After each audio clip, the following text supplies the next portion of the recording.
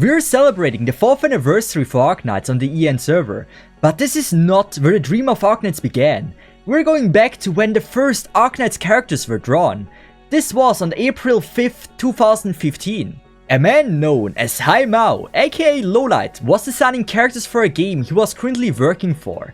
This was Girls Frontline, and one of the characters is very familiar to us.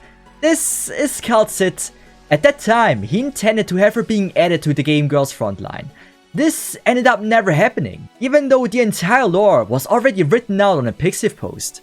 Surprisingly, this would not be the only character that Lowlight would design but never gets a place in the game.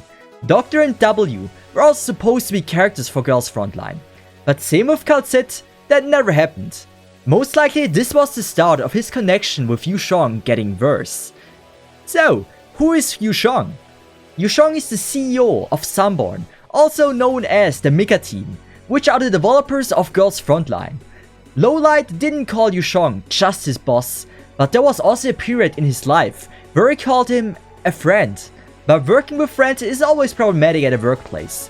Eventually, they start to have different creative views with the direction of Girls Frontline. Or at least, this is what many theorize in the Girls Frontline community. 2 years later, in 2017, Lowlight finally had enough and quit working at Sunborn. Lowlight was not planning to find a new job. So, what was his plan? To keep it short, Lowlight had a vision. A gacha game, better than Girls Frontline will ever be. He and his friends founded their own company. This company was called Hypergriff. It wasn't a massive company, of course not. At first, it was just him and his friends. Not long after founding Hypergriff, they started working at Lowlight's vision. This game project would later become known as Arknights, and it's supposed to be the first tower defense gacha game on the market. But he knew he and his friends won't be enough to create something far better than anyone else has brought to the market. They needed help, and this is what they got. People who previously worked for Yoastar and Sunborn started to join in. With that, the team got help from people with a ton of developing experience and also some with knowledge in publishing games. But this would not be the only help they would receive. Back in Lowlight college days, he was also really into doujins, making a lot of them himself. Doujins, for the people that don't know, are fan-made products from already existing media. Most of the time though, it's just art.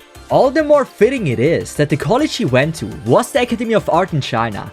This period in his life helped him form a bunch of important connections in the doujin circle, like Norik Zet or Hyungsheng Heitu.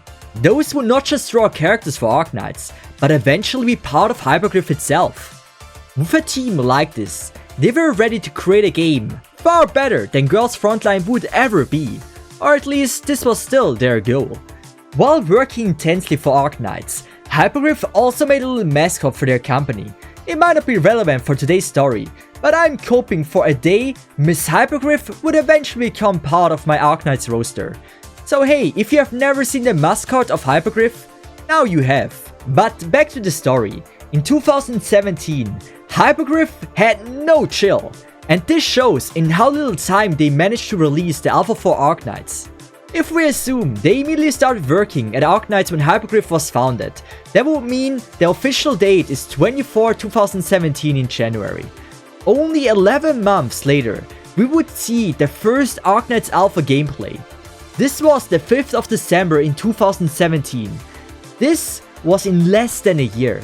They were able to create a game that is already so far developed that they can be shown to the public. But let's not skip too far ahead. During the developing process in 2017, before the release of the alpha, it was not rare to see occasional pictures of the development stages for the game. For example, on the 30th of August, we would get to see the first picture of the main screen in Arknights. If you would see something like this today, most likely would think, yeah, that looks pretty mid, and move on with your life. But for us that play Arknights for already 4 years, things do get more interesting. First, let's start at the top right. While 12 KLMD seems normal even to this day, the original prime count is at 12k, a number a broke person like you and me will never see on their account. The Sanity logo was also not a thing yet, But we get to see the stages were called OP21, which most likely stands for Operation 21. Very simple, but I'm glad they changed it. Having to say I am stuck at Operation 400 when regarding to Chapter 12 is merely just confusing, and being able to say 1220 is just much more pleasant. Squad and operators switch sides. The only thing is that in squad we see a time, 1410. No clue if that used to have a purpose or not, but I couldn't think of any reason why that might be there. Recruitments and shop are also at the same place as today. It's just that recruitments and heat hunting were in the one and the same section, and you were able to see how long it takes until recruitments were done. The depot is most likely to the right, and the base is to the left. Weird is that you can see the drones for the base in the depot, and for the base you have a timer on how long it takes until the command center is finished building. I am glad they got rid of the Clash of Clans building system, where you must wait until the building working is finished. To the left we get to see the news tab and the task tab, which are pretty much self-explanatory. The friend tab also makes a lot of sense. The only two I found rather confusing were the crown and the flag. Everything I can see about it are speculations, so I will leave this to your imagination what its purpose might have been. And at last, they were level 65, with the account's name being Farisa. I love this little easter egg, since Farisa is not just a random name they picked, but I'm not spoiling anything here. A month later, the old official Arknights account did post their first official Arknights tweet. This was Set Sail. Last time I talked about it, I was only able to speculate on this, but if we go off this random person's comment, Rhode Island is a landship. Arknight's name also has the word Ark in it, which is a type of a boat. And this isn't a stretch either, because Arknight's Chinese name, Ming Ri Feng Shu, roughly translates to the ship facing tomorrow. It might be accurate or not, it's one of the most likely theories I saw, therefore just take it with a grain of salt. 3 months have passed after the tweet. It was now time to see the first gameplay footage of the alpha they released. While there are only a few recordings available today, a YouTuber documented it quite well. They go under the name Steparu. They got the opportunity to test the game. Maybe when referring to a pre-amnesia doctor, they were just referring to Steparu all along. Anyway, the source of the footage I will be using from here on out regarding the old gameplay is from them, so please check out Steparu's channel. In the end, there is no better way to see the vision Hypogryph once had than looking at the first footage of the game. How much does it truly differ from today? Well, the answer is quite a lot. Some things stayed the same, or at least the backbone of it is recognizable. But countless things were insanely different at that time. Looking at this is not only intriguing, but also makes you think what could have been if they wouldn't have changed it. One of the biggest changes they made was about the gameplay. Back in its alpha, potential upgrades were not a thing, meaning you could own the same operator multiple times.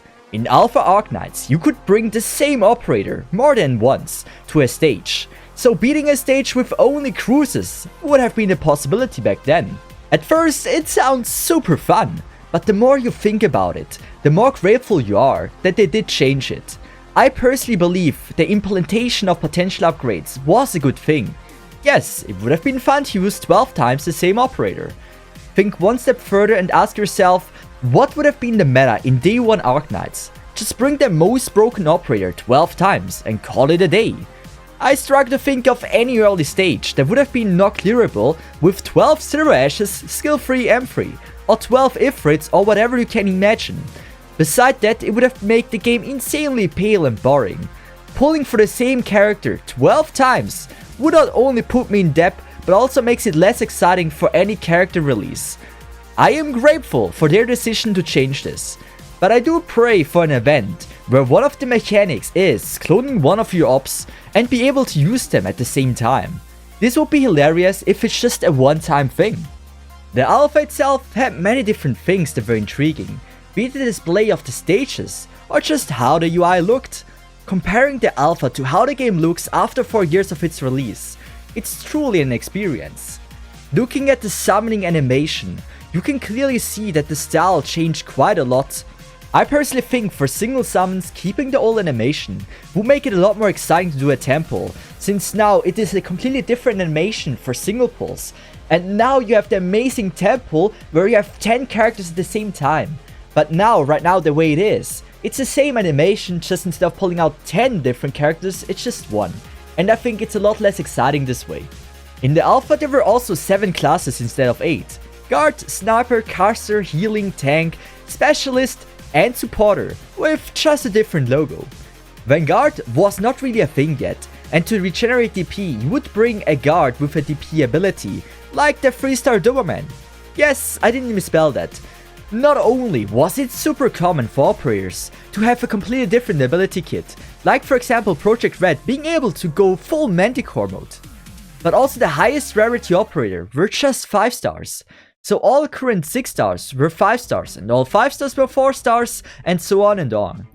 Bang, for example, was a 2 star, and as we know, 2 stars don't have any skills. Rendering 2 stars rather useless compared to 3, 4 and 5 stars. At this point, you might have also noticed the difference in sprites. Many of the chibis look completely different. To describe it broadly, most of the chibis looked a lot wilder and more like emos before they got reworked. For some, this style made them look a lot better, like for example my favorite in that style, Meteor. This look fits her so much better in my opinion than the new one we have right now. For others like Cruz, I am very grateful for the change. Bang looked equally good in both versions. Amiya went from I'm an anime girl to I'm a donkey. Ifrit was a bit more of an emo. I like both versions of her, so I don't mind either way. Exia had pretty much the same emo face as Ifrit. Hoshi had a horn in a way it makes me feel uncomfortable, so the new version wins it for me. Deep color glasses were a bit off, or at least it gives me the vibe. Shiroyuki was the only one done super dirty, a complete overhaul for an already amazing looking design. I love the old outfit. It's not like I dislike the new one, it's actually the opposite. I love the new one just as much. I just wish both versions would be a possibility today. So I know I'm coping, but maybe one day they celebrate it with releasing the old character design for Shiroyuki. And this just as a skin. You might not know, but Eschine was one of the earliest characters designed. They introduced her in 2017, but when the game released, she was nowhere to be seen. Most likely, like Shiroyuki, she got a redesign that turned Eschine into Astasia. But unlike Shiroyuki, they came back to the old design and said, well, it wasn't so bad, and reintroduced her to the game 2 years after the game released. At least this is what some tweets and Reddit posts suggest what happened. There is still a possibility they do something similar with her old design and say, well, look, Shiroyuki has a sister. The amount of cope needed for this is insanely high, but there is still a chance, right? Sadly, most of the footage was lost in time, and we can't take a look at every operator being in the alpha version of the game. There is a picture of some of the old chibis though, and one we haven't discussed is Estelle, one of my earliest E2s on my main account. Her old design was one of the wildest at the time, and I'm absolutely in love with it. I do like the new design a lot, but I just love the old design a bit more. While the alpha looked very good already, there were a few things that weren't thought out yet. Like I previously mentioned, you can get multiple copies of the same character. My research did not help to find me a place where you can sell or feed the pulled characters. Once you pull the character, how do you get rid of them? If I had 13 cruises, would they just sit in my account forever, or would they have some kind of reusability? I am very curious if there was an operator cap, and what the initial plan was, what the dupes are used for. Unlike we find someone that played the alpha, or an interview from Hypergriff, this most likely will remain a mystery. Either way, the reception of the alpha test was great. I even found the first evidence of a person appreciating the drip of Arknights. During the next 7 months after the alpha test, bugs were fixed and the game became a lot more polished. So much so that Hypergriff felt ready to announce the next test. This would not be another alpha test or a tech test, but actually a beta test already. Unlike many game companies, they They were showing how quickly a good game can be produced if the entire team consists of people that want to release a good product and are not just there for the monthly payment. In the beta, things were already a lot more refined, and it only got much harder to find major differences. Besides the obvious UI differences, and that 6 stars were still only being 5 stars. Some operators were also a completely different rarity than they are now. One example of that would be Chen. At that time, Chen was just a 4 star that the game would give you for free by playing through the story. Something hard to imagine considering how many people absolutely sim for her and spend hundreds of dollars on her banner. From a business perspective, this was easily one of their better decisions they made to make her a 6 star, since her banner was really profitable. In the beta, we also see a lot more different characters compared to the alpha, and all the chibis have been reworked to what we know today. One of the things that was still different is how the stages looked. While Frost Nova still has the same pathing, how the stage looked was completely different. And if you look at the characters used in the stage, you see Mei and Cesith, they were already in the game, making it a possibility that in the beta there were more characters in the game than when the game first released. Obviously those are only speculations, but it is a real possibility. Chapters also had now parts, meaning there was Chapter 4 Part 1 and Chapter 4 Part 2. Putting the chapters together and be able to move them left to right made things a lot cleaner. There was also a very interesting section called Operation Kitor. In there was a stage called X1. It will remain a mystery what kind of stages were planned for this section, but I would not be surprised if it was the hate stages or annihilations. But looking at all the different stage designs, I kind of miss the simple enemy pathing without having to deal with 3 to 4 different mechanics at the same time. Another major difference was the base. If we look at the trading post, you see that back then it had so many options for it. Especially being able to craft building material would have sped up my base progression immensely at the beginning. Other than that, you can see also some very interesting materials like bare gold and pure gold. I would guess you would craft bare gold to later craft it into pure gold to get LMD, but since crafting some pure gold costs 8000 LMD, I am really not sure what its purpose could have been. The other 3 materials were probably intended to craft the Rignum. At least this is what I'm assuming, since one of them is still in the game and is the base material for it. The only other noteworthy thing I noticed was that beside the previously mentioned chibi designs like Cruz and Fang still not being changed into the new one, I found one other chibi I really liked the design of that I've not noticed before. This is Chitano. She looks so much more glorious with that style. Like if I would have played Arknights and Chitano had a chibi design like this, I would have probably used her a lot more. I really think it matches her so much better than the updated version. The final Arknights beta was a success as well, with many players being satisfied with their first impression of Arknights. It was now 2019. The release date of Arknights was coming closer. In China, the official release date for the game was on the 1st of May. At that time, no one could tell how well liked the game is gonna be. Until now, Hypogryph had no consistent income of money, and if the game would flop, it would pretty much mean they would go bankrupt with their company. One of the most important things when releasing a game is the publishing process, including marketing and management of the game.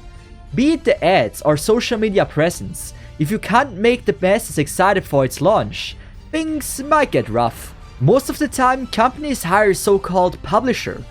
They are the key to a successful launch campaign. So it was quite a surprise to me that Arknights had no publisher for their server in China. Hypogryph themselves are the publishers there. Like yes, we know they have some people who previously worked for Yostar, but most of the time you would want an entire company dedicated to this and not just a few dudes.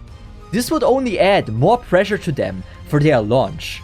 Everything Hypogryph worked on in the past 2 years would come down to this moment. Would it pay off, or is it time to let the company go bankrupt? The fateful day was here, the 1st of May 2019. The servers in mainland China went live. And in a matter of just a few days, Hypogryph didn't just see that the game was doing well, but that they truly struck gold. The Chinese market loved it, and it quickly gained popularity. So much so that releasing it internationally was not just a consideration anymore, but a must. But Hypergriff knew they neither had the capacity or the manpower to launch a game in Japan, Korea and the rest of the world without running into major problems. This is where they had to make one of the most important decisions for the future of their game. Who will be responsible for publishing the game in all 3 regions? Which publisher will not let them down and will make the game successful globally as well? Luckily, Lowlight already made connections with a publisher he personally trusts. This in fact was Yoastar. Not only would they be responsible for the JP Korea launch, but also for the global launch as well. A big task, but Hypergriff had trust that they will do an outstanding job at that. While the CN server was flourishing and exceeding all expectations, preparations for the global launch was going at full speed. To guarantee success, everything needed to be perfect. From ads to social media presence, Yoastar made sure to hype up its launch as best as they possibly can. Naturally, a CBT aka closed beta was needed. They scheduled it at the end of December and many famous content creators were making content about Arknights, one of which was FG3000, the king of gacha first impressions, making even more people aware about Arknights and helping Yoastar to have an even higher chance to have a successful launch in mid-January 2020. During that time, I was in Japan, and I can tell you, dodging Arknight ads was pretty much impossible.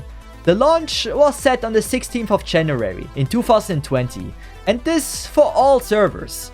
Naturally, the exact times would differ since you don't want to launch a game at 4 AM in the morning for the Americans, so the JP server and Korea server are just a few hours ahead. I probably won't need to tell you, when Arknights launched in JP and Korea, that from the very beginning, it exceeded all expectations once more, with people praising the art and design of its characters everywhere. But globally, it was a bit more unique in that regard. Many gacha offer a Southeast Asian server or a European server, but since this would not really be necessary, since there is no PvP or any real-life time interaction, this would not be a necessity.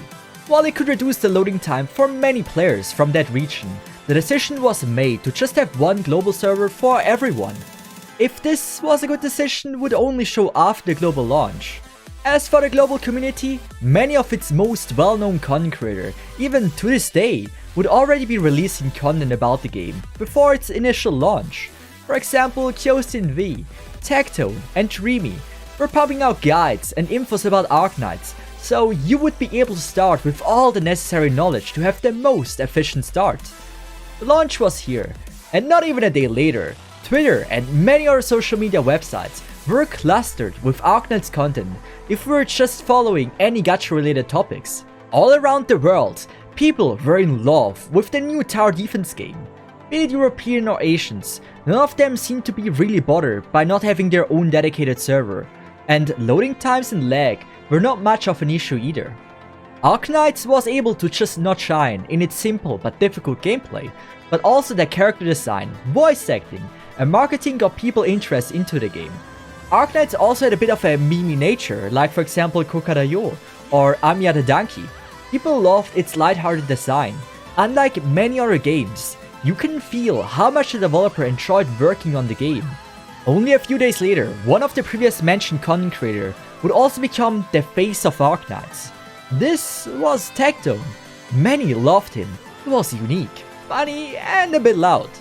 His content was not for everyone, and some ended up really disliking him at the time, but most would generally enjoy his content a lot. Another creator would become known as the Savior. This was Daddy Kyostin. No one helped more people than him. Since Arknights was so new, and for many it was their first tower defense game, players were struggling. Players that quit the game early on were most likely stuck on a stage or just didn't know how to progress any further. While it's all speculation, I could imagine without Papa Kyostin, a shit ton of people would have quit Arknights long ago. After the launch, all 4 servers were going smoothly without any major setbacks. While there was never really any drama, the only thing people were unhappy about the game was mostly due to the different treatments of different servers, be it about the KFC skins or the different maintenance rewards. The one thing that seemed to upset its player the most is the inequality between servers. This is something that gets brought up even to this day. Another main subject of any Arknights discussions is that the CN server launched 8 months before all the other servers.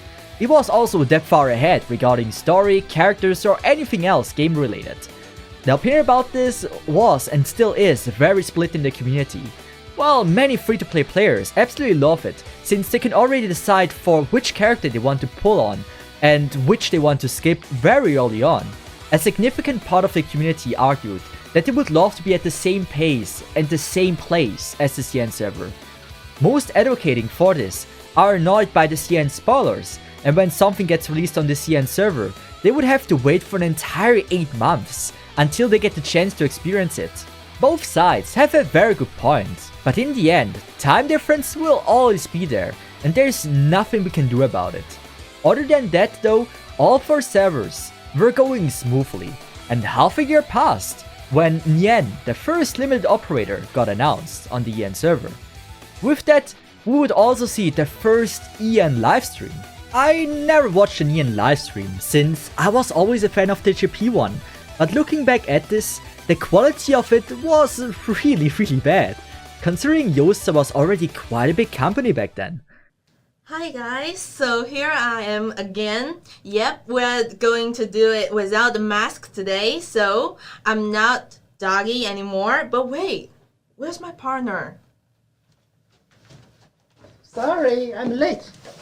Okay, Wait, you're not Crystal. why are you wearing my mask? Okay, so yeah, today it should be Crystal and Inton here. Even though Nien was the first limited operator, the community took it well and really enjoyed the entire event. From the Nien banner, a meme started as well, that is even alive to this day. You might have heard of the Hankers. Yes, this is where it all started, but things were going smoothly for quite a while. Almost too smoothly. Global would soon experience the biggest setback in its entire lifetime. This was the even more successful launch of another gacha game, known as Genshin Impact. Twitch would experience record low view numbers, and most of Arknights' iconic content creators would then and there decide to quit the game forever. The most significant one was the once well-liked Tectone. Tectone did not leave the community quietly, but made a video when he left, labeling the Arknights community as toxic and a horrible place to be in. So, in case you don't know, dude, the Arknights community sucks. Okay? Really sucks. And it's not like a normal level of suck. I'm like saying like, ugh. Obviously, this didn't go well with the Arknights community, since we were especially proud of how welcoming and awesome our community is. Besides Arknights' official Discord server, we don't talk about that. This entire period, with all the content creators leaving, would become known as the Dark Age. Around October, the Arknights community was tired of Arknights content, while the game itself was still super fun to play. Outside of the game, there was not a lot of content creators still sticking to the game. Those who did would later become known as the second generation of Arknights content creator. Creators like Cookie Kaze, Frostbite, or even me would see numbers they have previously not seen before. Loyalty paid off for us and played a major role in our content creation career. Also, not all big content creators left forever. Some big ones stayed with us as well. Hyostin, Ekochen, Takdes, Dreamy Oyuki, and many more either stayed or came back.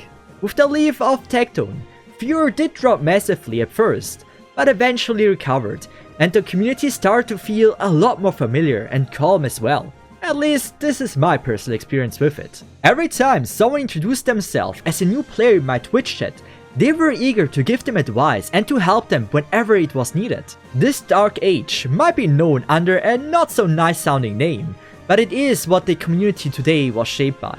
Yostar also started to improve as a publisher as well. First, Yostar only cared about the management of Arknights and promotional videos and songs, but was under some heavy fire for not making enough for the community. Be it community events or just its free advertises on YouTube or content creators with fan art, cosplays, memes. People wanted to get more help from Joestar, but didn't receive any at first. The only thing we did have was a video contest for YouTuber.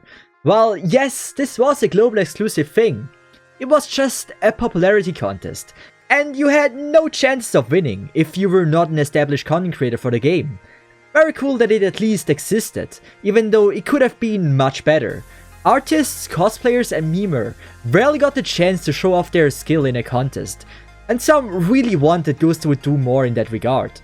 Especially because Lowlight was doing an outstanding job for the CN server, going as far as specifically mentioning how much he values it and even showing it off in CN livestreams.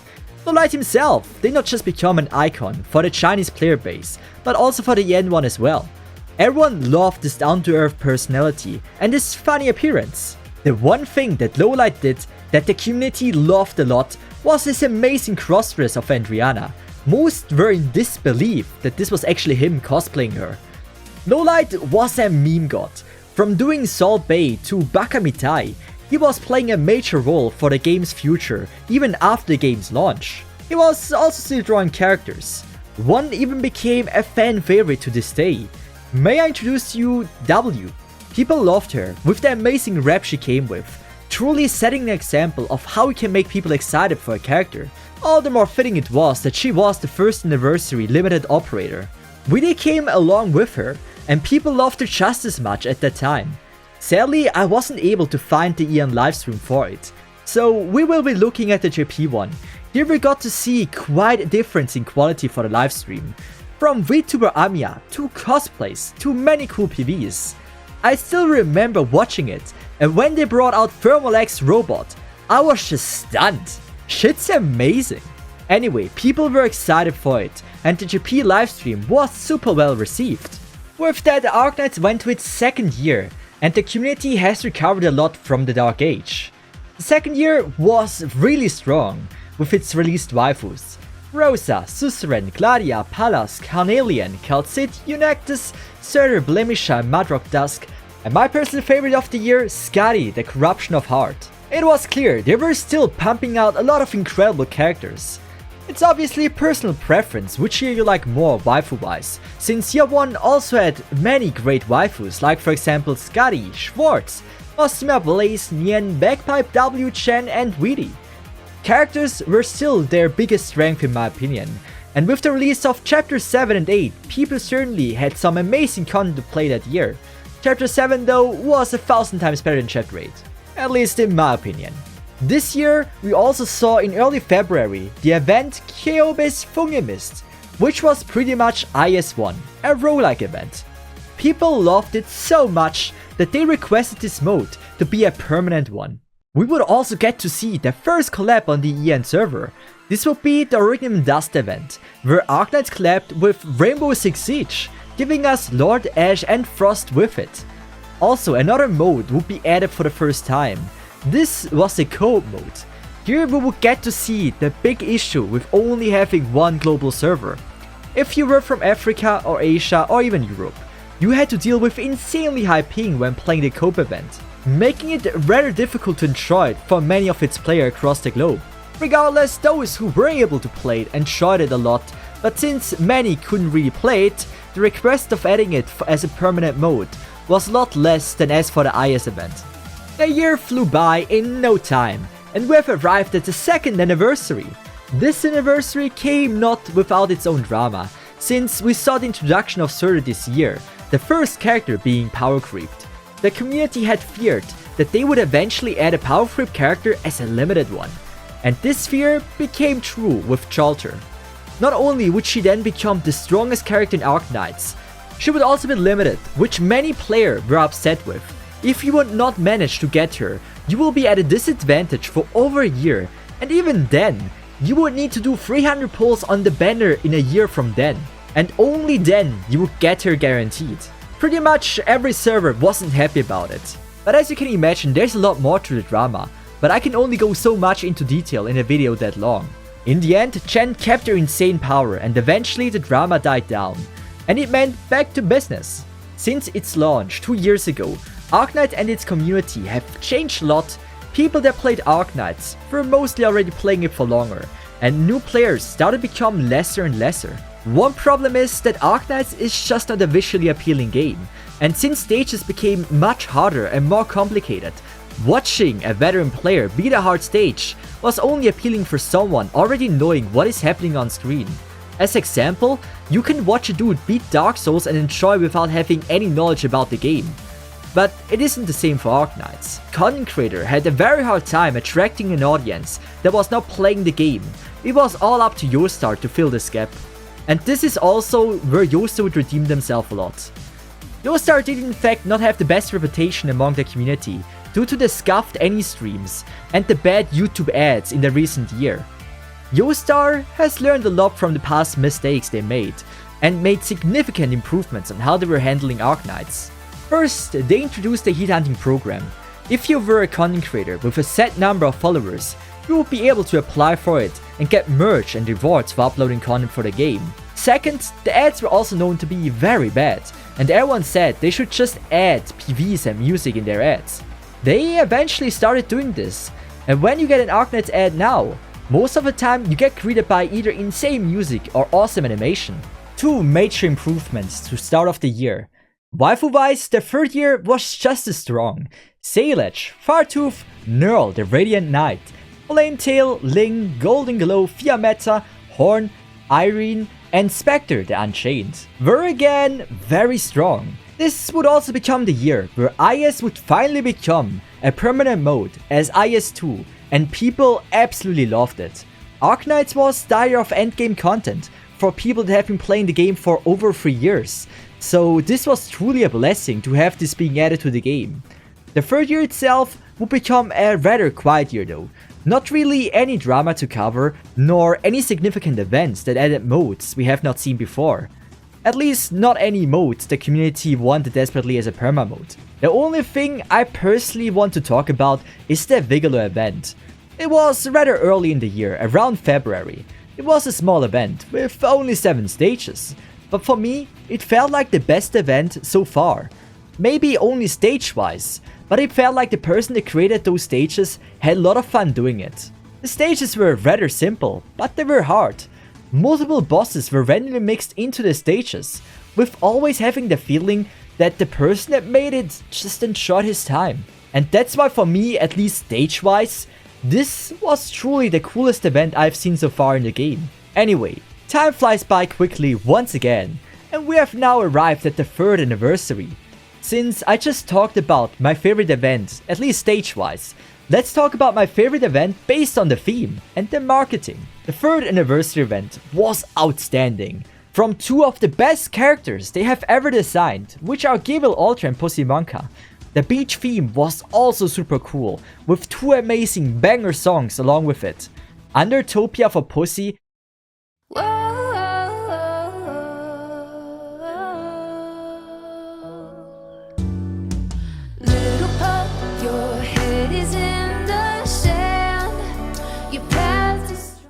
and All Hail Savior for Gabriel Alter.